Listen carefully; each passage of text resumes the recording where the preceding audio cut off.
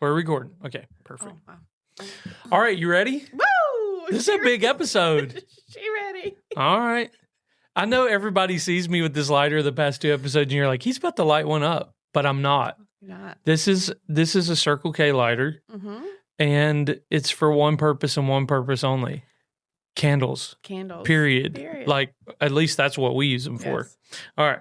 Ready? Yes, sir. Christ is light. I am light. There it is. We did it. We did it. Okay. This is a big episode. It is. It's a special one. Why? Because this month is our 19-year anniversary, and we are going to be talking love and marriage, my favorite. 19 years that we've been married on July 21st, which is just a couple days away. Yes. And so we are just dedicating this podcast to not just talking about our 19 years, but taking our 19 years and imparting it to leaders and pastors, people that are like, I want to do marriage well. And so I think that's really important. So quick update real quick. Yesterday, I hosted my first ever pastor and church leader call, like a first ever Shepherd's Tent pastor and church leader call. Yeah. We had 13 pastors and leaders show up, which I thought was phenomenal. We had people there from West Virginia, Ireland, Florida, Ohio. It was amazing. I was so thankful. And one of the things that I felt like Holy Spirit spoke to me when we got back was you need to do a monthly call. And so if you're a pastor, you're a church leader, you're somebody that you're like, you know what, Mark, I've been displaced from the church and I left the system behind, but we don't really have a place to call home around us. Well, maybe God's speaking to you to return back to the original intent of the early church and use your home as a place to call the church. And maybe there's a pastoral gift in there. There's leadership in there. And I know a lot of people are so scared of the house church thing because they're like, I don't want to be seen as lawless or whatever. Well, first of all, religious people are not going to like anything that you do outside of the four walls of their building. So you got to not care what they think. Secondly, you don't have to be lawless because there are places and people like ourselves that are like, we want to be a resource to you, walk with you, equip you, and show you what it could look like to host church at your house. So all that being said, we do a monthly pastor call. If you don't want to miss the next one, then I encourage you to get signed up for that call. We do it the second Tuesday of every month, 10 a.m. Eastern Standard Time. We'd love for you to be in there. So again, if you're a pastor, church leader, somebody that's opening up your home and you see the church returning back to original intent, which we believe is not a building, not a franchise, it's a family. Yes. And if that's your heart, that's your vision, you're going to love it. So go get signed up for the call. And we launched with that yesterday, our pastor church leader community. So if you want something and a place to connect between the calls, that's available too. The link for that's in the show notes below. Love it. Isn't that awesome? That's awesome, babe. 13 pastors. Like, I'm so fired up. You should be. Because this is us returning to original intent. We came here to Covington in 2019, and we birthed something that was just a little bit better version of the world we came out of. Yahweh rescued us from that and put us back in this city and in this region and to be a resource for pastors and leaders. And there are a lot of them in the Atlanta area. Yeah. And so I just was even driving around praying today, like, Lord, open doors for us to just be a huge blessing. Yes, nationally, yes, internationally, but help us be a blessing to those that are right here in our community. So it's going to be fun. One of the things that I said yesterday on that call, though, and it translates to what we're going to talk about today, is there are, when I'm speaking to leaders, there's 3 things that really matter to me. And I am so distracted. You're beautiful today. I love your makeup. I'm like, sorry, I'm having a moment here. I don't know if it's the nostalgia of 19 years, but you're beautiful. Thank you, baby. I love All right, let's try this again. When I'm talking to leaders And I'm speaking to leaders, and I'm saying these are the three most important things to me. Number one is your union with Jesus. Yes. Everything flows out of that union. Everything that you are, like your being, flows out of that place of union. John 15, he's the vine, we're the branches. You abide in him, he abides in us. His word abides in us. And then it says we can ask whatever we will and it shall be done. So union's really big, primarily because we have a generation of leaders in the church that have given themselves to ministry, and very few of them have been discipled in identity. And that's why we're seeing so much chaos in leadership. And so union really becomes the answer for everything. Secondly, from that union is not ministry. The second part is marriage and family. Like we are a family first people. Yes. The scripture makes it very clear. If you cannot lead your own household, how can you lead the church of God? That's what Paul said to Timothy. So we are a family first people. We are not the people, like we are a generation that's stepping up. And we've seen some incredible generals and people that were before us that did great things. Yes. But then the sad part is they get to the end of their life, they have no successor. We find out that they didn't have a great marriage. We find out later that they didn't have a great relationship with their kids. We want to end that cycle. Yes, sir. I write a lot about that in my book, Carriers of His Presence. There's a chapter in there talking about the traveling prophet. And I asked people in that book, I said, when it comes to the prophet Samuel, everybody knows what he did for Israel, but can anybody name for me the name of his two sons? So that's a challenge for people that are watching this. Without ChatGPT or any AI help, can you name Samuel's sons just from top of your head? And the sad part is, while Israel is rejoicing at how amazing Samuel was in his ministry, two boys are crying for dad at home. And at the end of his life, they ask for a leader to replace him. And the scripture says he doesn't even have any sons raised in his ways. Wow. So he literally did what a generation before us has done. We sacrifice our family on the altar of ministry. We want to finish that. We want to end that, right? Then thirdly is the gospel. But I look at the gospel as the wine. It's new wine being poured out. Not new in the sense of this is new, it's never been seen or heard or talked about before, but new in quality. Like there's a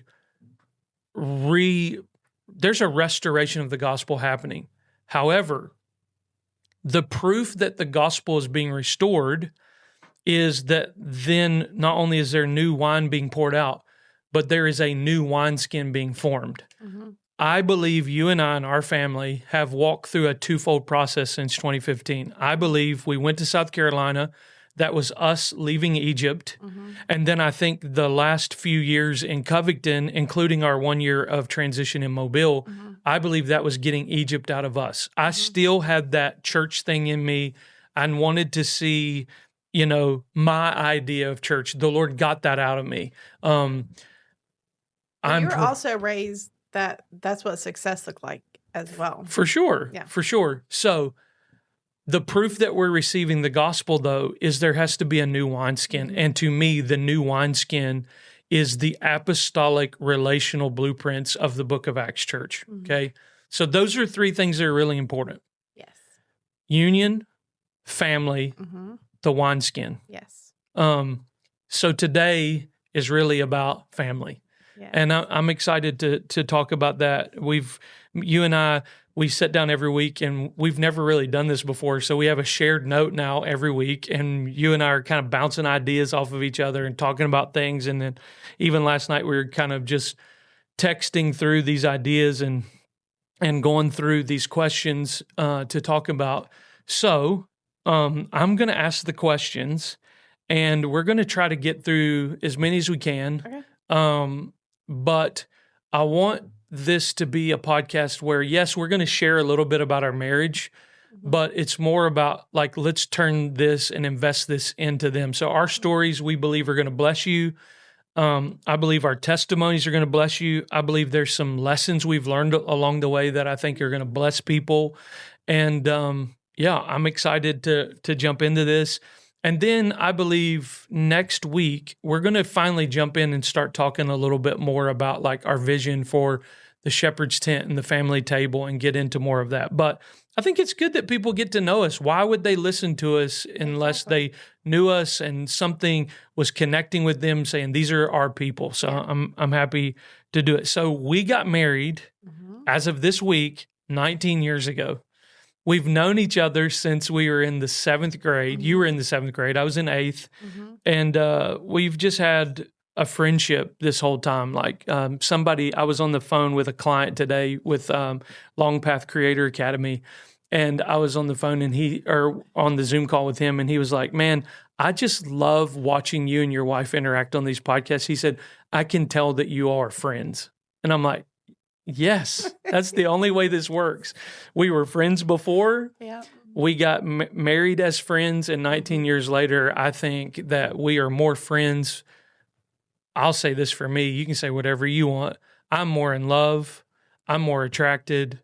I'm more obsessed 19 years later than I was even when we got married. Yes. I don't, like, when I look back, like, so thankful for the love that drew us to get married, but looking back and calling that the definition of true love seems so immature now from what we shared today. And I'm just super thankful for that. So the first question is, when did you know, I want to marry this guy? I don't know that necessarily a thought that like I want to marry him, but I can remember that one night we were talking on the phone and we were just talking about things about the Lord because you were a youth pastor at that time. And so that wasn't really a part of like who you were when we first met. And so getting to like re-know you in that time because we met when we were so young. And so we were just having fun, like just kids. Yeah, we were kids. And then when you moved away, so we didn't see each other for a couple years. And then we came back together. We saw each other again. And then we started talking just as friends again. And at that time, you were a youth pastor. And so you were talking to me and sharing with me like things about the Lord and things that you had a prophetic gifting. And at that time, I didn't really have the language for that. But it's always, I feel like even since then, like just naturally just like flowed from you and you was effortless, you know? And so you're kind of just like flowing in that a little bit, just, what they just say, like naturally supernatural. Like I was just talking to you about what the Lord was doing and what I felt like Holy Spirit was doing. And I didn't realize that while I'm like sharing these things, the Lord's like reading your mail and you had never been around that. Yeah. And in that, like there was interest already and like in that space, in those conversations, it was like the Lord like shifted my heart, like this is different. Yeah. Like this relationship is different and it could be it, you know, like this could seriously be it. And so I just set my heart like, if this is what the Lord wants for my life, then I say yes to it. And so ultimately I believe I can have my heart open, but I believe as a man, like you have to choose, like if I'm that person, you know, like, so and luckily, thankfully you did. Yeah. I mean, it was a journey for me to know the moment that like, I'm going to marry this person.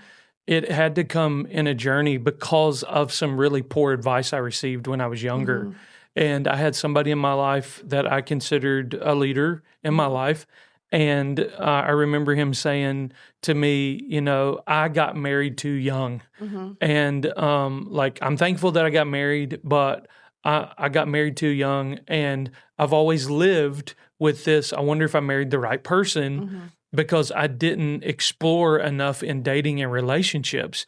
And so I remember when I realized, I'm like, oh my God, this is probably the one. That backfired on me in a way that I was shocked because I was like, I was scared. I was like, no, like I'm not old enough to know this and to say yes to this. And so like I end up putting pause on our relationship, and I like went and dated 3 girls that were all like so different. It was like, if you look back, you're like, none of it made sense because they were not even people, but they were all uniquely different. And I had to have the experience of what is this person like? What's that person like? And so it really wasn't out of a place of like a healthy dating space.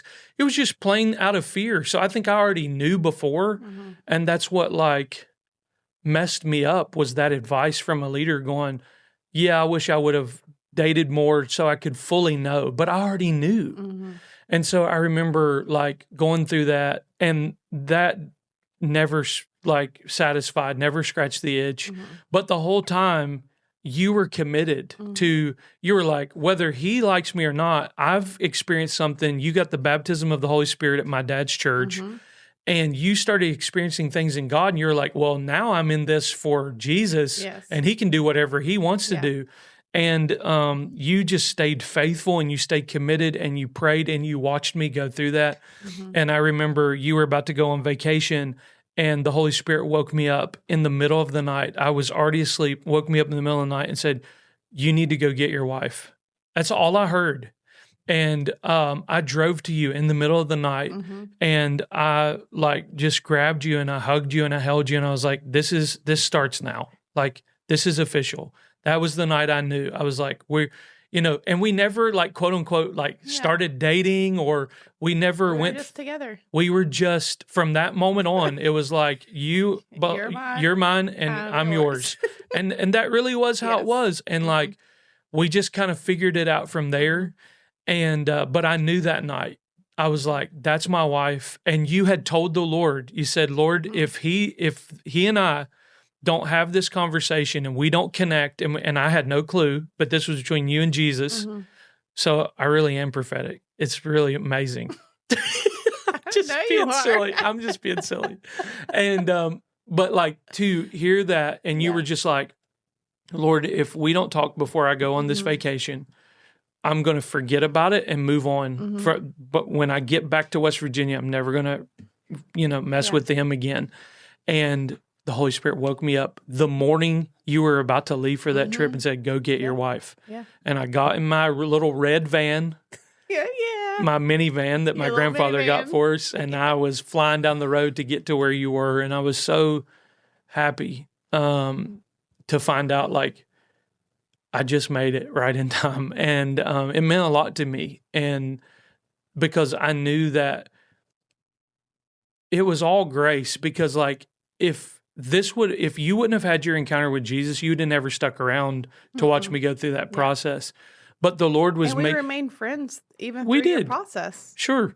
But like, it still was hard for you to watch me go through that and be so confused about what I'm supposed to do with my life and who I'm supposed to be with, when I think you knew this is like a thing. So I'm really thankful for that moment, and I will never forget that moment as long as I live, because that was like when I realized this is real. And I'm still grateful you said yes. I would say too, and I just had a thought, like people say all the time, like, how do you know? Like, and I'm like, if you're asking that question, you probably don't know. Because maybe it's not for everybody, but it was like that moment. It's like when you know.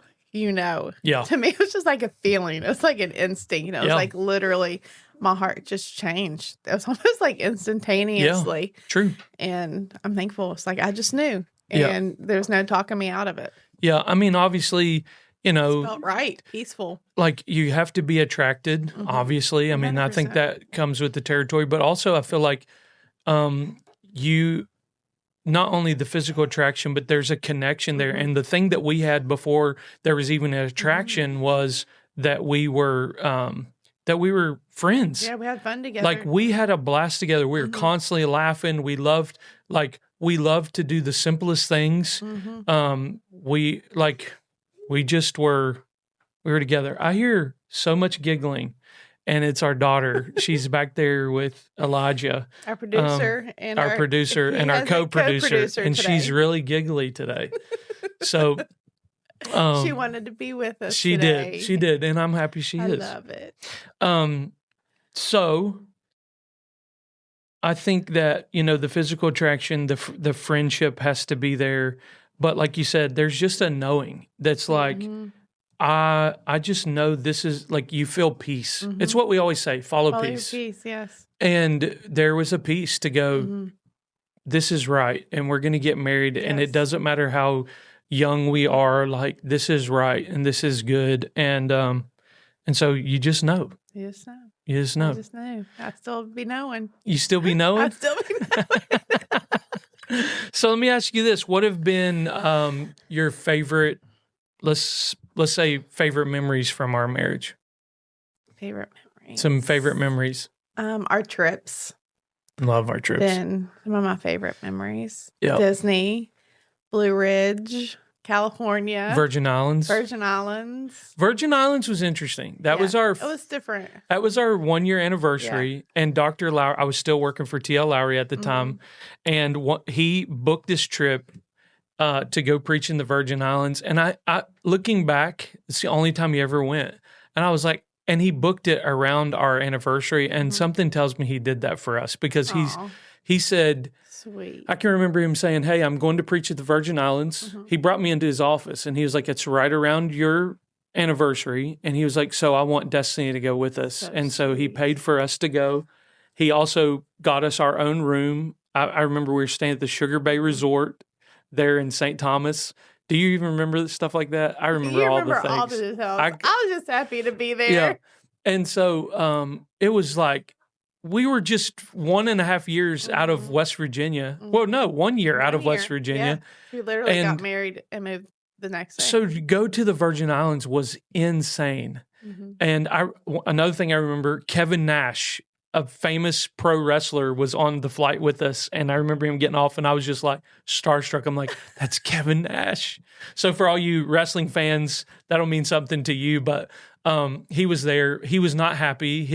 Most of our suitcases got blown apart. You remember that as they were bringing out on the carousel? No. Most people's stuff was like blown apart, and clothes were just on. You don't remember that?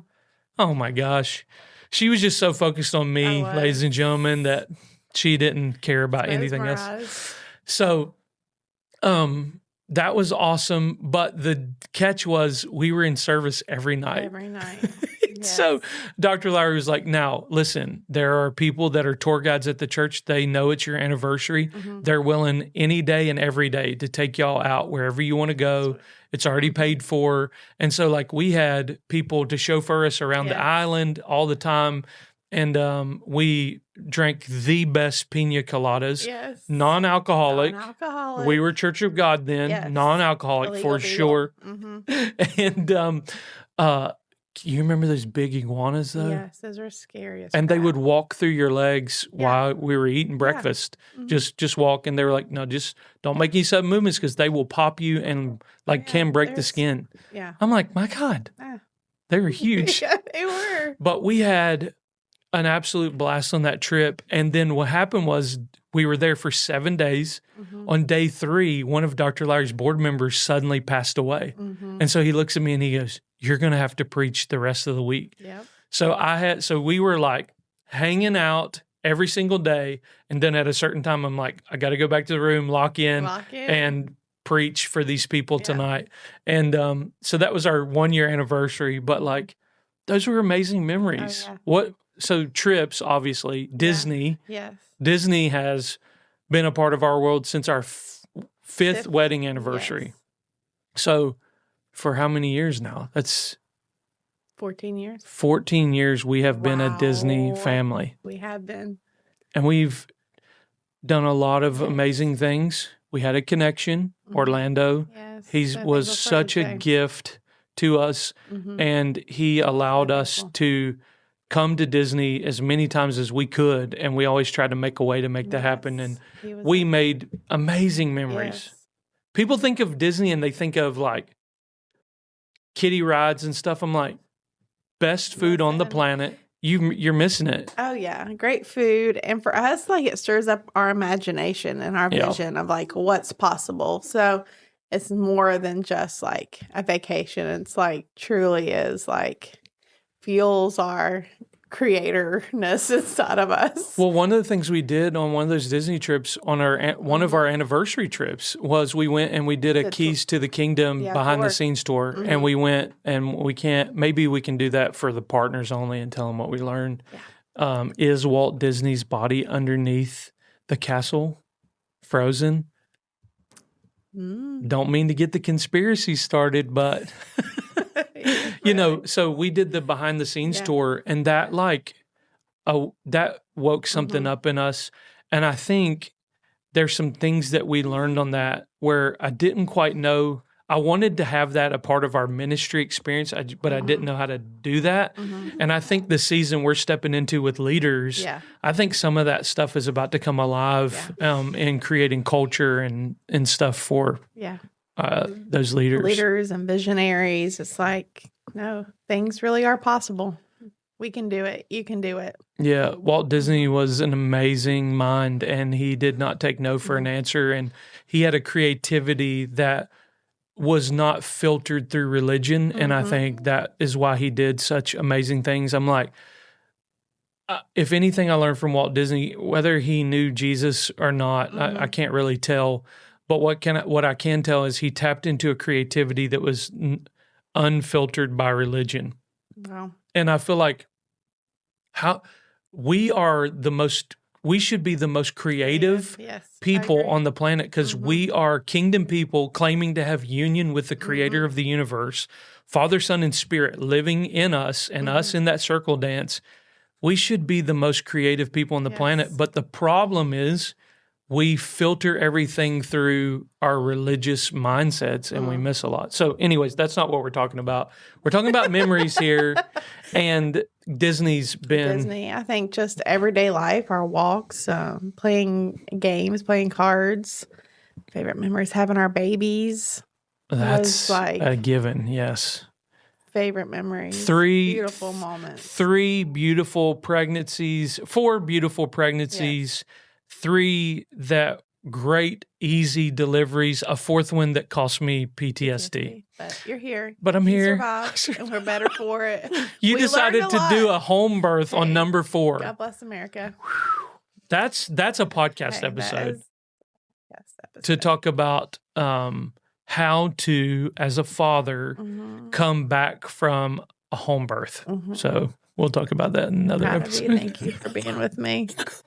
Thank you. You earned a jewel in your crown that day. Lord, I can't. We need to do that podcast. That would be fun. Tell that story. People will laugh their butts off. It's still beautiful in its own way. It is. So I'm thankful. But favorite memories, Disney, our trips, our walks. Like we don't do a lot of things like trips wise. Like I traveled and preached a lot, but like here recently, in the past, 11 years, it's been more of the day to day, and like, walking together is our favorite. Playing golf, a card game, golf is a lot of fun. Skippo. We love to watch shows together, something that you and I like, because I mean, we have very different tastes in movies, but every once in a while, there's a movie like The Proposal or something that comes out that's like a great blend of who we are, and TV shows that we like to watch. She won't watch documentaries with me. She draws the line there. There's some. But you're more like historian. Documentaries. Yeah. So, those type of things are... I think celebrations like our Christmases, celebrating just holidays, St. Patrick's Day. We've had some fun St. Patrick's Days and, I don't know, Easter's, all the holidays. I've enjoyed those. Well, you're a celebrator. I think Bryn called you that years ago, and I was like, yeah, that's a great name. You are a celebrator of life, and so you take a lot of mundane moments and try to add some magic to it. And sometimes it works. Sometimes we get hurt. Depends. No, we don't get hurt. Good Lord, Janice. I mean, not on purpose, but like, there's been times where we've suffered minor injuries because of you trying to spice up events. So, but yeah, I mean, like, it's all, I know this is going to sound cliche, but it's not. Like, I've enjoyed every phase of our marriage in 19 years, like the young years where we don't have a clue what we're doing. We're just doing life and living in a little tiny townhouse or living in, you know, our little 900 square foot home that we bought the first time. And like, I remember back then, like, our house was like $80,000. I think we paid $80,000 for it. And this is kind of jumping ahead because we were talking about moments that were like miracle moments, but this is a miracle moment for us early on. We haven't got to that part yet. No, but we're going to skip ahead and talk about it right now because I'm thinking about it. Okay. When we were in that little tiny house, we thought we owned the world by owning a piece of real estate at 23. And I remember we were in there not very long, maybe 2 years, when we found out we had like major mold issues and a fourth of our house had to be tore down. And we didn't know what we were going to do. And I felt the Holy Spirit wake me up one morning and go, just go to a prayer meeting. And I went to this prayer meeting, asked the people to pray. While I'm at the prayer meeting, God speaks to somebody and they're like, how much do you need? And or they were praying and saying, Lord, how much do you want me to give them? And they gave us exactly the amount we needed. The owner of the mold company flew in. They had 22 offices nationwide. He happened to hop on a plane to Chattanooga and come see what his people were doing in the Chattanooga, Cleveland area, comes to our house, finds out who we are, and he takes a $22,000 job and turns it into $5,000. Wow. And then God speaks and the person gives us 5,000. And like those type of memories, like,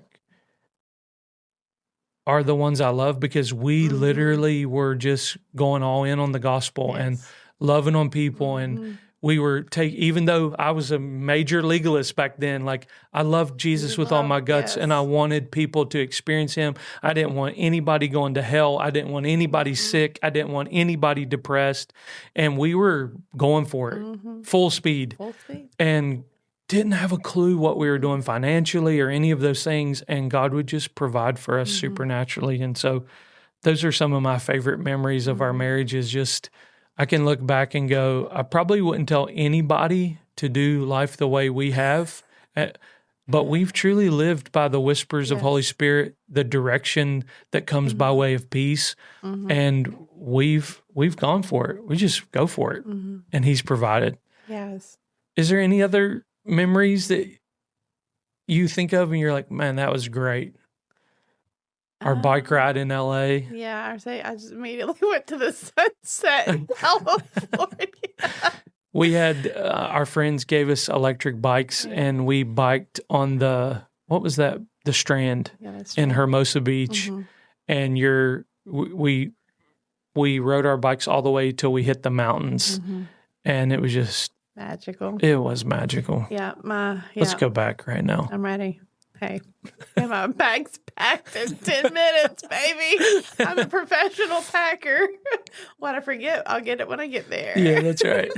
That's your professional packing is if I forget it, I'll just get it there. Toothbrush, all those little things. Any other ones that stick out to you? Oh, gosh. When we bought our house. Yeah. The really day we special. went and signed, and then we came, and I had all my colors and ran down the driveway and through the yard. That was really special. I think every 4D ultrasound we did, seeing our babies before they came out of the womb was pretty incredible. It was, highlight. A highlight of my life was the Lord spoke to me before we got married, and he said, when you get married, you'll have your first child will be a son. His name will be Elijah. It'll be a boy. I remember people going, man, you should probably not say that. You should probably be open-minded.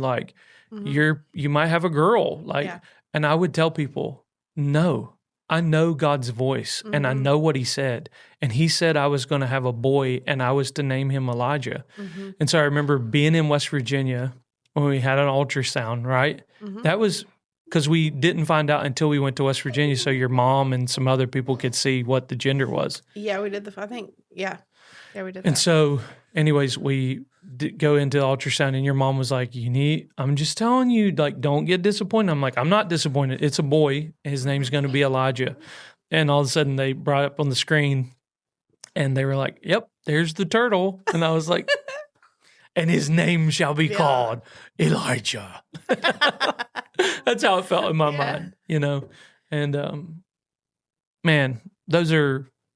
Our babies are our greatest gift and memories that we have. I mean, we always have a blast and always make the best of things, but like becoming a mom and a dad has been pretty legit. Yes. So, let's say, what's one lesson we had to learn the hard way? We talked about this last night. Yes, I'll let you answer this one. I think probably it would be finances. I think that finances were the thing that we had to learn the hard way, because I kind of got tossed into ministry and opportunities really young, coming out of pretty intense poverty. Like my family didn't have a lot, and so nobody was talking to me about 401ks and savings accounts and retirement accounts and any of those things. And I just remember like us going through that really busy season. And so because we were so busy, when I wasn't there, we would do extravagant things to make up for time, you know? So we did a lot of Disney trips. We ate out a lot because we didn't want to cook food and waste time, because we didn't have a bunch of time together. And there was a grace for that. Like,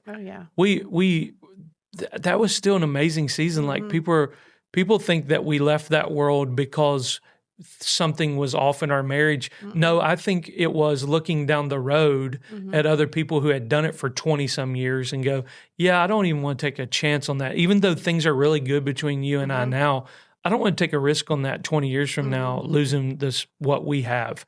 So when I would come back in, it was like, we're going to Hilton Head. Yeah. When I would be off, we're going to Disney, we're going to Jacksonville, we're going, and so we had money, and I'd be like, well, let's just go do it, and I'll make it up next weekend, and we'll get the bills paid and do all the things.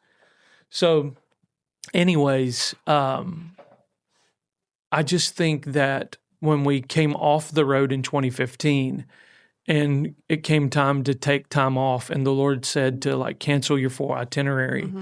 I remember sitting down with Apostle Damon and him going, how's your all's finances? Like, I know that it's right for you to cancel, and I know that you got a breakthrough with a businessman that's going to pay your salary, which that's an amazing story. And, but like, how's your finances? Like, surely you've got like a lot of resources stocked up. And I was like, I don't have anything stocked up. And he's like, you literally traveled 42 weekends out of the year, and like you're telling me you don't have like something significant built up. And I was like, sir, nobody's ever sat me down and talked finance. Nobody's ever taught me money. And I'm not trying to use that as an excuse. I'm just saying like, I didn't know. So I just always lived like more was coming. And that's a good way to live, faith and being optimistic and going, God's going to provide. There's nothing wrong with living that way. But I wish somebody would have imparted to us wisdom. Because looking back, without going into the numbers, because I don't want to puke, but it was like going back and realizing what we could have had somebody said, Mark, if you'll do your finances like this, if you'll invest like this, like we would be in a very significantly different place, even in this season of our life than we were before. So I would say that's probably been the hardest lesson in our marriage that we had to learn, was when I came off the road, not having like a nest egg or something put back for our family. And so we've had to live by faith, and never in poverty, but by faith, most of our marriage. So got anything you want to say speak into any of that? No, you're done? Yeah. That was easy.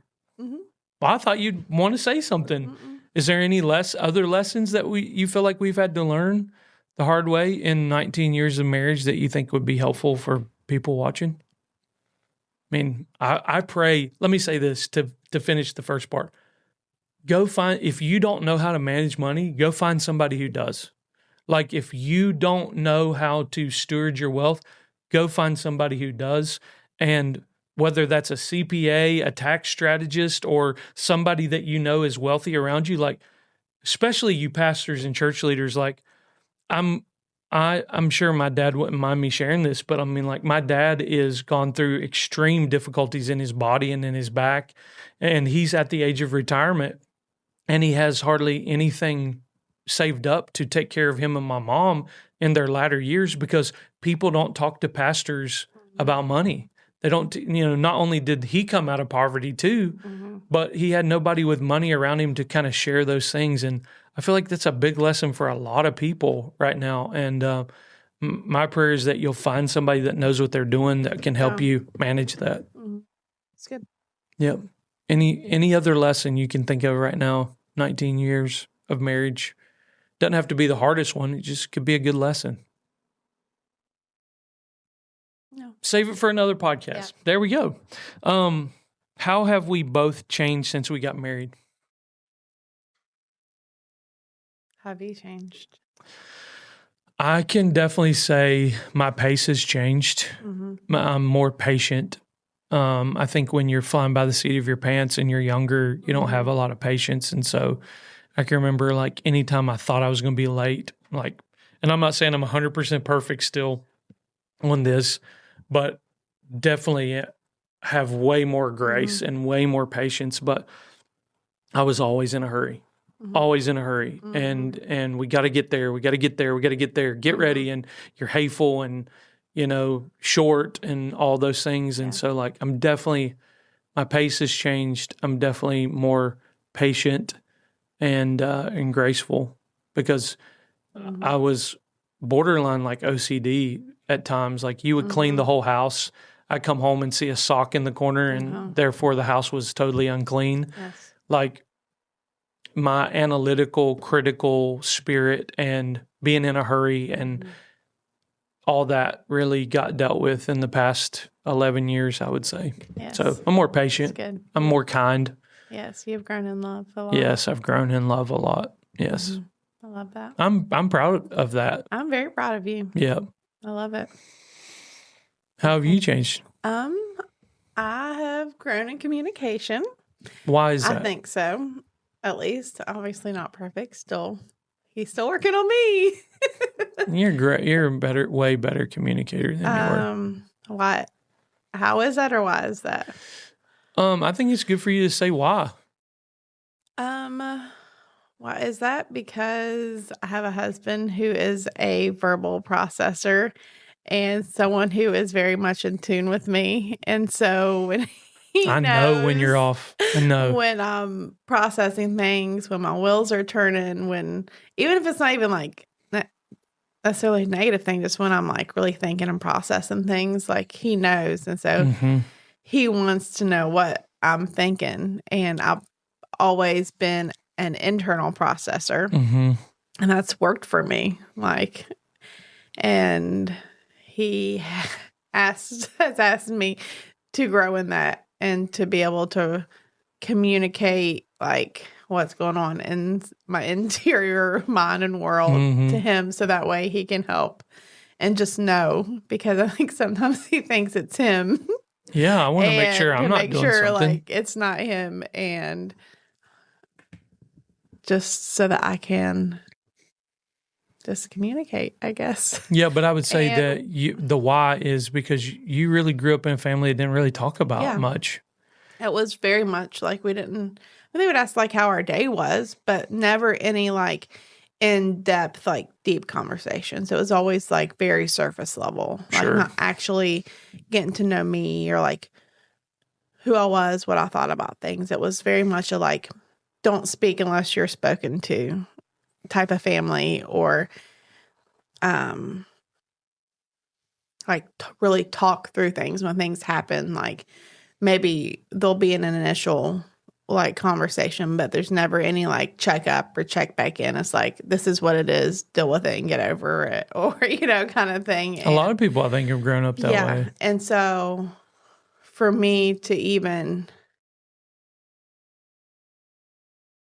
I guess maybe even like that someone would care to even hear what was going on, I think was new too. Like, so I don't know. I cared. Hope that I helps. wanted to know. Yeah. I cared and I wanted to know how you felt, and I didn't want to see you. I'm like, you married me to not have to walk through things alone. Yeah. So let's walk together in it. Yeah. I would say like you feel like that was more like early in our marriage. Like something's going on. You immediately thought it was you. I was like, no, like it's not, I promise. And at that point, I didn't really have the maturity to even communicate, to even like give you the language for it, which I know sounds so silly, but it's we true. were growing. I mean, I was insecure, and that's why I always thought it was me. And you love me, and you want to make sure I've always been a peacemaker. So if there was something, I want to make it right, and for us to grow and to move on and to be better. And I'm very thankful for that, because it was just out of love too. Yep.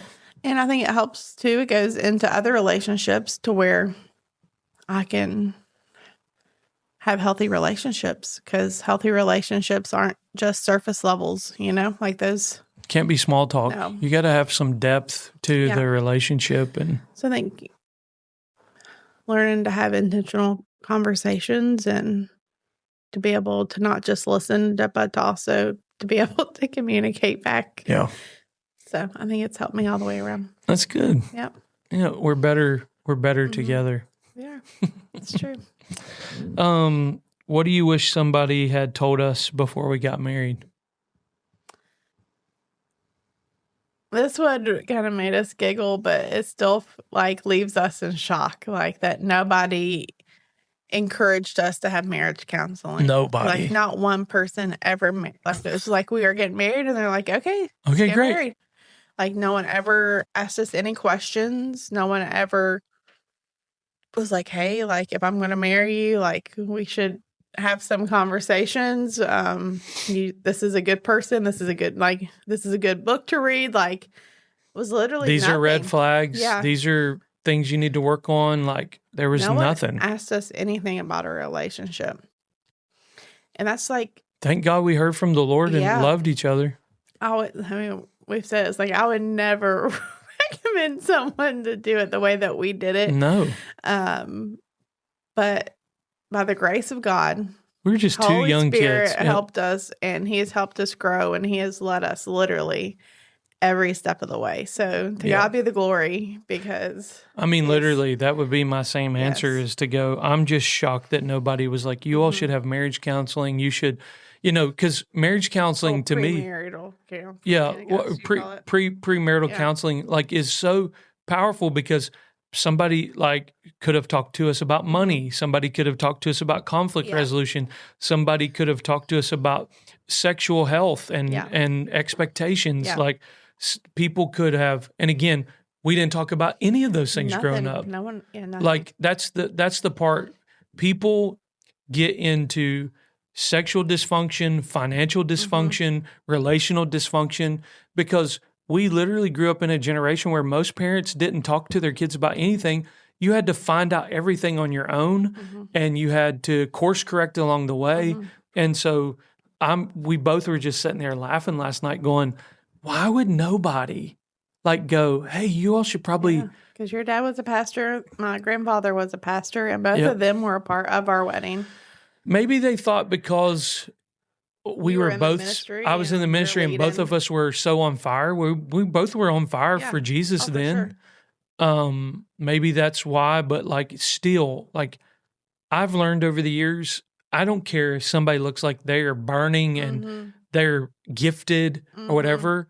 I've seen so much dysfunction under fire and gifting that it's unbelievable. I'm like, I don't care if you're the next TD Jakes or whoever.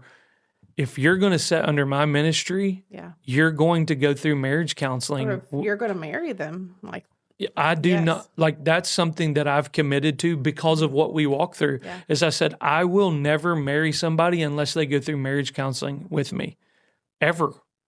And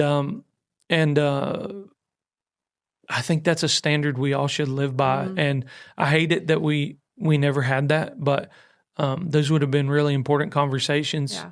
We did well to not have those Mhm. conversations. They still could have been helpful. For sure.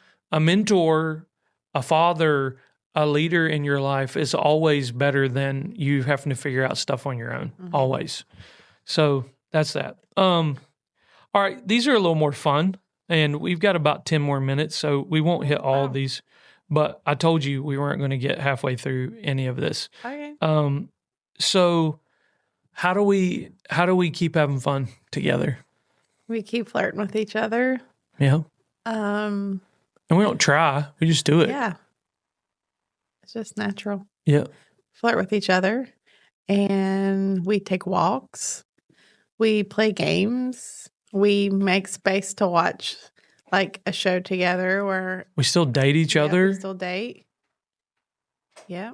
It's like, hey, we're going to go out. It's just going to be me and you. Yeah. Like just us, and we're going to have a blast. And Mhm.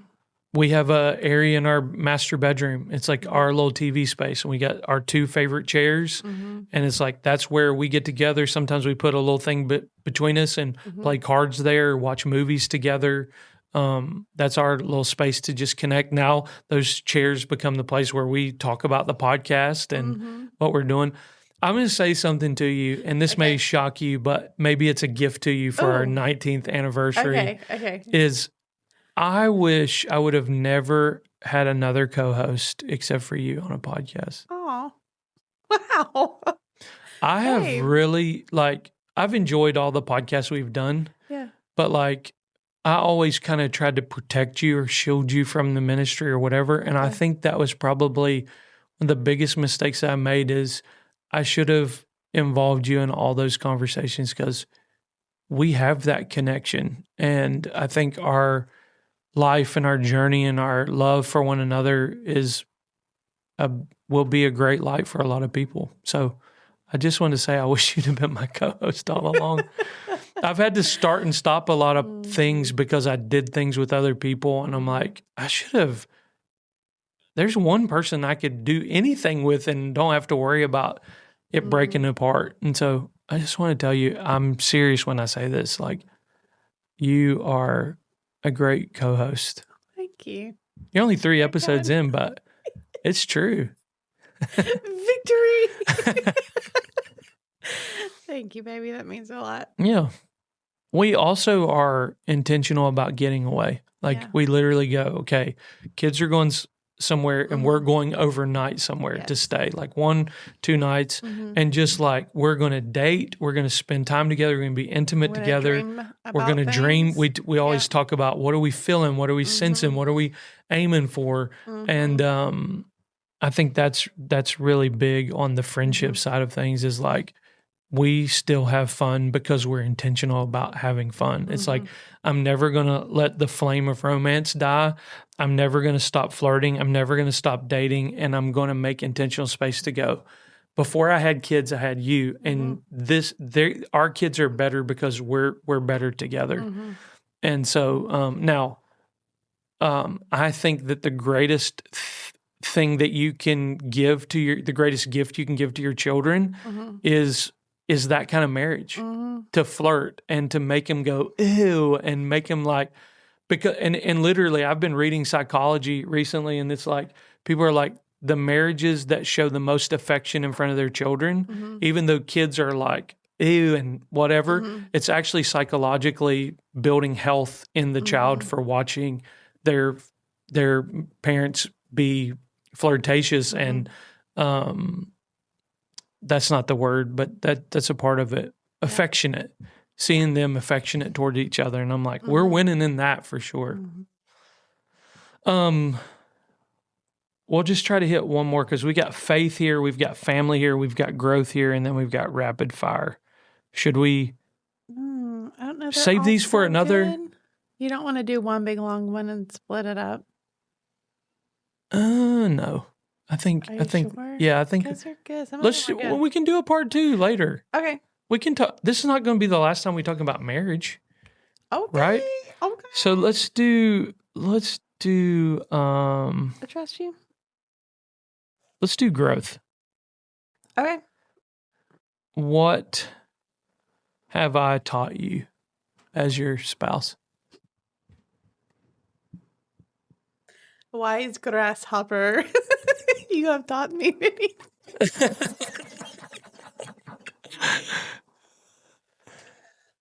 You have taught me how to have like that healthy confrontation. Mm-hmm. And yes, how to have a healthy confrontation, and that confrontation isn't bad, and that it helps grow the relationship if the other person will allow for it to. Yeah. Honest conversations are the Yep. sign of true friendship. I would say that for sure the thing, besides introducing me to 459,000 sauces for my food, I am now a sauce saucy. person because of you. You're welcome. I would say the thing that you've taught me is to celebrate life, like to literally like see mundane moments as miracles and see mundane things as like really important. And so like our kids wake up, I don't know very many mornings they didn't wake up as children, like young kids, and not hear your happy songs in the morning, and just turning like little simple things into our kids thought that we were constantly in a carnival or festival or something. And one of our friends, Brittany, made you a jacket that said Festival Mama on the back. And I think that describes the kind of impact you've made on my life. Is like, we were kind of like, as a family, pretty boring. And just like, you just lived life and survived. And then you're like, when you came into my world, it was like, no, this is an important moment and this is a fun moment and we're going to make the best of it. And so like, you literally taught me how to celebrate life in the small and the big. So that's you. Maybe. What do you admire most about me today that you didn't fully appreciate years ago? I know mine immediately. Okay, what's yours? Your discernment. I really do wish, I admire that the most about you in this day, and wish I would have paid attention to it earlier on. You have, like they always say women have an intuition. I believe that. But like you have a discernment that is pretty spot on. You nail it when you're like, hey, you need to be careful here, or you need to watch this, and you need to be careful how you communicate this, and hey, you might want to calm down before you deal with this because I think there's something else going on here. I wish I would have honored that more in the younger years, but it's something that I definitely admire about you now that I wish I would have appreciated more when I was younger. You're a great discerner.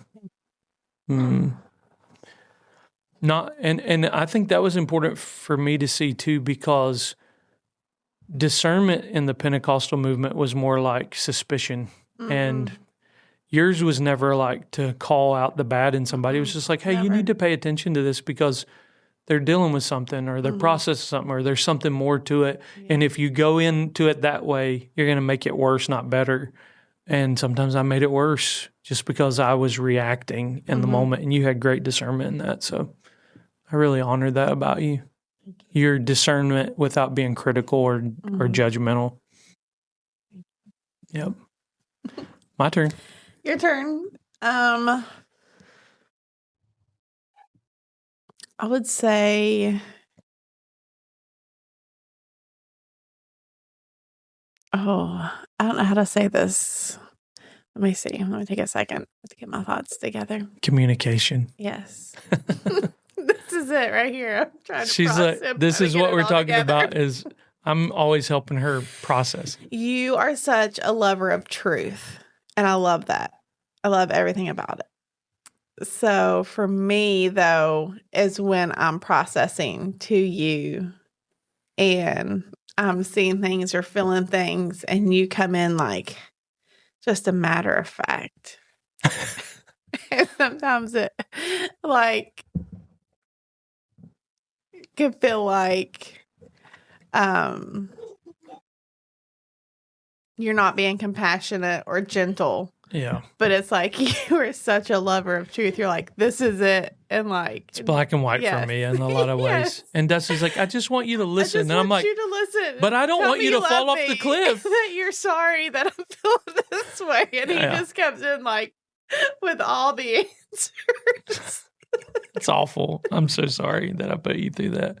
But that's that legalistic bent. But also like it's also the way I show love. I'm like, if I know that there's a pit that you could fall in on this on this trail, and I don't show you how to get around it, or I could never live with myself if you fall into that pit. Yes.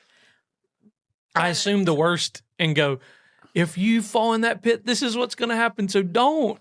This is the truth. Yes. Don't do it. But I feel like now we have grown so much that we understand each other more. And yes, so I know agree. that it's not coming at a place of like harshness. I'm not attacking you. Yes. Yeah. You are intense though. So and if you've heard me preach or do anything, I'm like, yes. Times it felt like that. Yeah. But the last like couple years, I would say it's more of like, okay, I see you. Like you love me.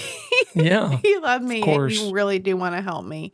And so I appreciate like your wisdom. And I would say that like I've always appreciated your wisdom, but like you have a supernatural gift of wisdom and you have such a love for truth, and that you've always, even in hard moments, even when I didn't want to hear it, like have brought that to me. Mm-hmm.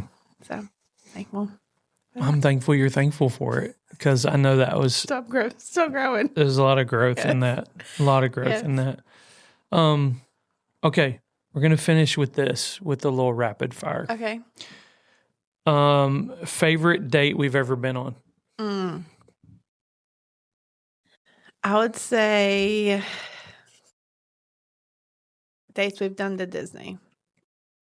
Hands down. Disney dates. Like I said, people don't understand. Yeah. We love family trips, but we love because our covenant people don't understand that Disney has invested a lot in the past 14 years into experiences for adults, and the food is unbelievable. So I could name about 20 places right now where I'm like, favorite date. So let's just put a blanket statement. Disney dates were phenomenal. Yeah. Also love a time that when we were learning how to do finances better and learning how to live on a fixed income when we were in South Carolina, is we did a date and I had the kids serve us as they were bringing out the steak and the food into the backyard, and I had a little table and a candle lit, and we just did a dinner in the backyard, and the kids were so excited to be a part of that. I mean, I love even just our dates at home when the kids are here. I feel like we have like little mini dates, and it's like us sitting around the table playing cards with a little sweet treat and just simple. Yeah. But it's a date where you've been intentional about it. Yeah. Favorite trip? Ooh. California. LA. Hermosa to beach to be exact. It was amazing. It was life-changing. I would say Disney and California were two life-changing moments in my Disney life. and Florida. Yeah. And then LA. Yeah. One word describes our marriage today. Go. Strong. I agree 100%. We've been through it. Yeah. We've been through it. And like our relationship has gone through many challenges. And we have clinged to God and each other and all of it. And I'm really proud of the strength of our marriage. We've had so much fun, so much joy.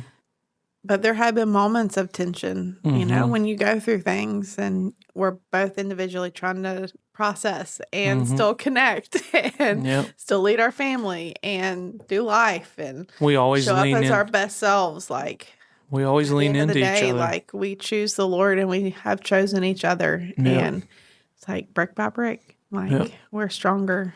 we always lean into each other instead of away. Yes. Like we may need a moment to process. You might need to take a walk. I might need to take a walk. But we never we've never gone to bed at night without leaning into each other. And we may not have everything resolved or everything figured out or how are we going to handle this, this, and this.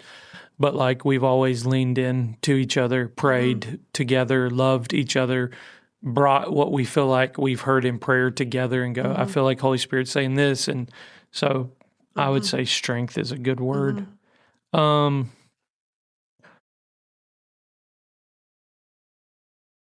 What's one dream you still have for us?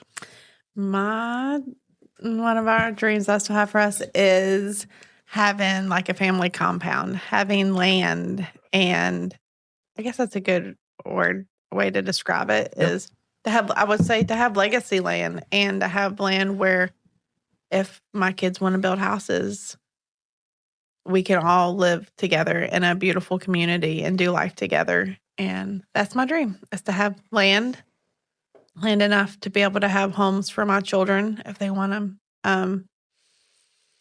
Our homestead, Like, to have animals. We don't have there's not a bone in our body that's like, whether it's ministry or business, where it's like, we want Ferraris and mansions and yachts and all that.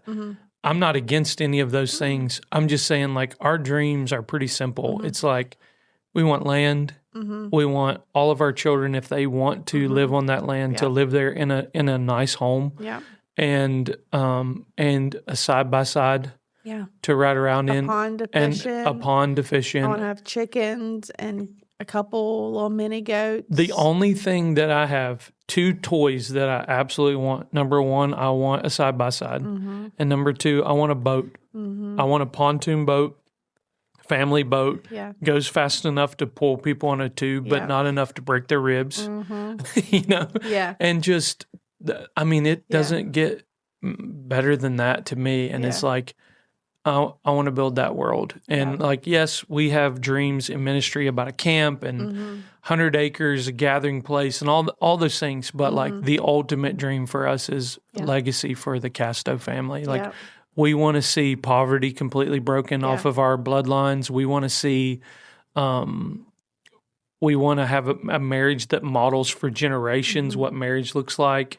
We want our kids to have a model of parenting that they can continue on and make it better. They're going to have better marriages than us. They're going to have they're going to be better parents than us. And like, those are the dreams that we really have. And I think we're on our way.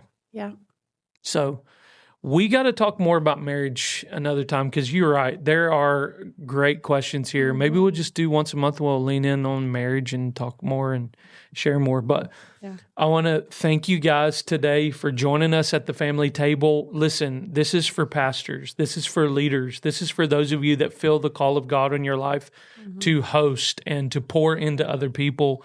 We want to be a resource to you. And so I encourage you, follow Destiny online, follow me on Instagram, Facebook, connect with us, send us questions. We love hearing from people. If the podcast is blessing you, I want to let you know that everything that we're doing, like, is literally partner supported. So every like, our salary, partner supported. What it takes to do all of this media and to run this thing, it's partner supported. I think you guys know this. This is not a sob story at all, but we're basically starting over. We have a base salary that we're believing for God to restore. We're halfway there. I was looking at the numbers today. Wow. We're halfway to where we need to be to have a salary to take care of our property and keep all of this going. We're halfway there. So if God speaks to you, I'm not putting any pressure on anybody, but if God speaks to you and you say, Mark, I want to support your family for the gospel's sake, when you support us, yes, we're paying bills, but what you're giving me and her is the gift of time for me to write books, for me to mine out theology, and for the sermons that I preach, for us to create the media that we're called to create, and for us to be able to travel. There are things that we do in ministry that we don't get paid for. And it literally has to happen because partners believe in us and support us. And so I really want to look in this camera and encourage you and say, hey, listen, if Holy Spirit speaks to you to partner with our ministry, I can promise you we will be faithful stewards of the money that you give. We're going to invest it into our family because we have bills and we got to eat. We got gas to put in a vehicle. Yeah. And but we live a pretty simple life, and we really want to be able to support this media ministry. Yes. There are pastors and leaders. There's events that we're going to host this fall. Yeah. That's all going to be paid for by our partners. And we are hosting almost on a regular basis too. Yep. We host people, pastors. We host people, pastors and leaders at our house a lot. Yes. And we have a pastoral retreat that I want to start planning. It's going to be thousands of dollars to do it, and we don't want the pastors to have to pay a dime for it.